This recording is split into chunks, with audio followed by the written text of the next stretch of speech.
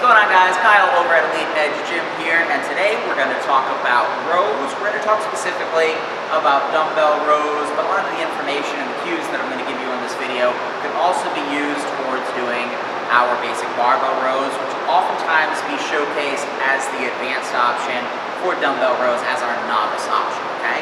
Now, when you're performing a dumbbell row, there are one of three hand positions that we will typically use on this exercise, okay? I'm going to demonstrate them all for you. Now, if I were to set up with my hands in an overhand fashion, that's called pronated. If I were to turn my hands palm facing each other, that's called neutral.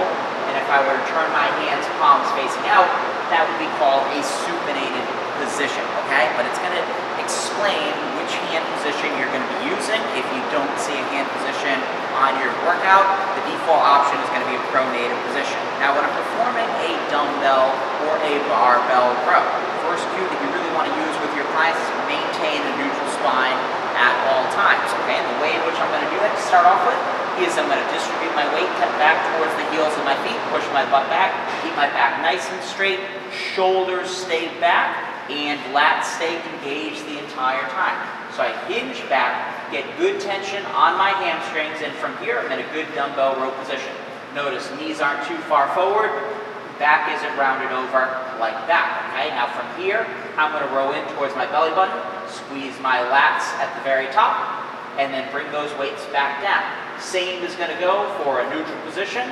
Keep those elbows tucked in tight, that's cue number 2 for you, or for a supinated position. On your supinated rows, I'm going to row even a little bit lower than that, really engage my lower lats, okay? Now, if you need to make any adjustments, okay, when to stop coaching, when to make adjustments. If you have somebody that is looking for an advanced option, have them do a barbell pronated or supinated row as their first option instead, okay? If you have somebody that really struggles with this, in particular, keeping their back straight, have them do a chest-supported row as an alternative so that they can learn how to pull their shoulders back and engage their lats, or have them go a little bit lighter with their weights to start off with. Focus really on making sure that they're hinging back, keeping those shoulders back, keeping their spine neutral, and feeling and engaging their hamstrings before they initiate their rows. Anyway, guys, keep checking in. We'll do more videos like this for you very soon. Make sure you use these cues the next time we do dumbbell rows in one of our bootcamp workouts.